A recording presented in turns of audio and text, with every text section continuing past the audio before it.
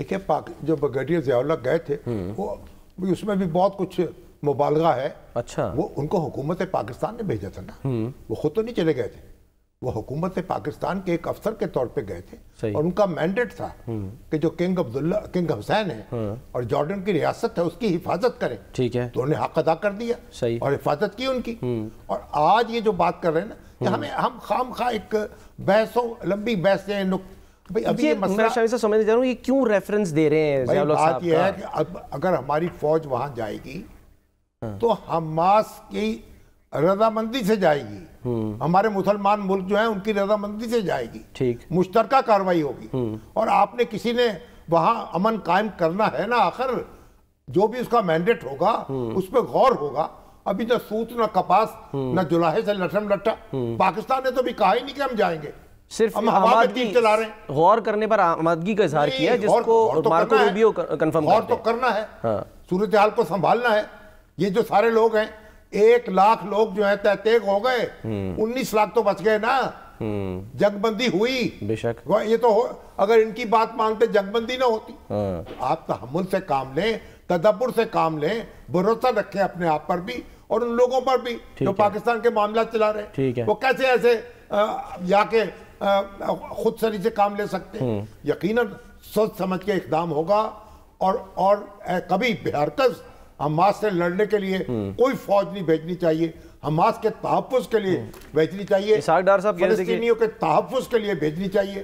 اور وہ کہیں گے کہ بھیجو تو بھیجیں گے. یعنی ابھی ظاہر یہ طے ہونا باقی ہے کہ کیا ہوں گے, کیا یعنی کہ ان کے کام کیا ہوں گے جو کریں گے. اسحاق ڈار صاحب تو کہہ رہے تھے نا کہ حماس کو غیر مسلح کرنا جو ہے وہ ہمارا کام نہیں ہوگا, یعنی کہ کسی اور کرنا ہوگا. مطلب یہ ابھی تو بات چیت ہو رہی ہے, گفت و شنید ہو رہی ہے, اس کا مینڈیٹ کیا ہوگا, حماس کو کیا تحفظ ملے گا, امن قائم رکھنا ہے نا وہاں. سر وہ ایک بات کر رہے ہیں, وہ یہ کہہ رہے ہیں بس یک طرفہ فیصلہ نہ کریں, ہمیں اعتماد میں لے لیں.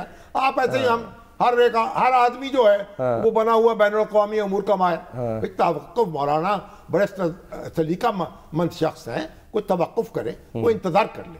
ٹھیک ہے. اچھا ابھی یہ بتائیے آپ. جی سر. یہ ایک بچی ہے یسرا ماگرے. اچھا. یہ ہے نابینا بچی. اچھا. اور بڑی ہمت سے پڑھی ہے, اور یہ اس نے پبلک سروس کمیشن کے ذریعے سے اس نے یعنی تقرری اس کی ہو رہی ہے ایک جونیئر ٹیچر کے طور پر اسپیشل ایجوکیشن ڈپارٹمنٹ. اچھا. پبلک سروس کمیشن سے اچھا کامیابی حاصل کی. اب یہ بیچاری بچی جو ہے, جو آنکھیں نہیں ہیں جس کی, جو چل نہیں سکتی, یتیم بچی ہے, نہ ماں ہے نہ باپ ہے, بھائی جو ہے اس کو لے کے جاتے ہیں.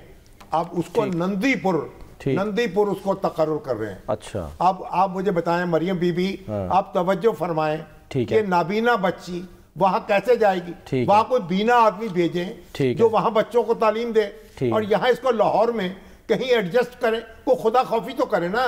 ایک نابینا بچی اپنی ہمت سے, محنت سے, پڑھ کے, لکھ کے, مقابلے کا امتحان پاس کر کے, اور پھر بے یار و مددگار پھر رہی ہے. ٹھیک ہے. مریم صاحبہ تو سر بھی دیکھنا, یہ وہ آرڈیننس ایک پاس ہوا تھا, پتہ نہیں وہ پراپرٹی اونرشپ کا, انہوں نے تو جو قبضے ہوئے ہوتے نا لوگوں کے ناجائز, مجھ سے بہت لوگ ملے جو کہے ہمارے قبضے چھٹ گئے ہیں. اچھا. لیکن وہ ظاہر ہے کہ اس میں جو آرڈیننس تھا اس میں ذرا میرے خیال بے احتیاطی سے کام لیا گیا. آج چیف جسٹس صاحبہ نے اس کو معطل کر دیا اور کہا کہ یہ تو عدالتوں کے کام میں مداخلت ہو رہی ہے. لیکن اگر اور لاکھوں درخواستیں آئیں لوگوں کی, اور جائیدادوں پہ قبضے ہیں, اور عدالتوں میں پیشیوں پہ پیشیاں پڑ رہی ہیں.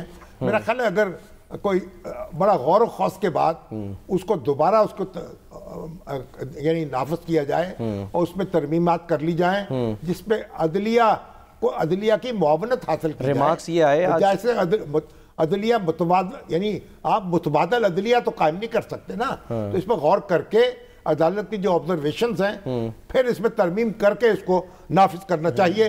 نیت اس کی اچھی تھی, اقدام بھی اچھا تھا. مجھے بے شمار لوگ ملے ہیں جو کہتے ہیں ہمارے قبضے چھٹ گئے اور ہمیں بڑی ریلیف ملی ہے. کیونکہ عدالتوں میں تو برسوں یعنی گزر جاتے ہیں, ایک نسل سے دوسری, دوسری سے تیسری. بہت سے لوگوں کو امید بند گئی تھی کہ چلو ہمارے بھی جو ہمارے بھی قبضے چھٹ جائیں گے. لیکن بہرحال یعنی انتظامیہ کو اپنی حدود میں رہنا چاہیے اور عدلیہ کے ساتھ معاونت کے ساتھ مشاورت کے ساتھ اقدام کرنا چاہیے. چلے سر ہم نے بھی اپنی حدود میں رہنا ہے, پروگرام کا وقت ختم ہو گیا ہے. ہاں سر بس انڈر 19 ہماری جو ہے ایشیا کپ کی ٹیم جیت گئی, بھارت کو شکست دے دی. مبارکباد دیں ان کو, بچوں کو, نوجوانوں کو. 50-50 لاکھ روپے ان کے 1 کروڑ ہو گئے.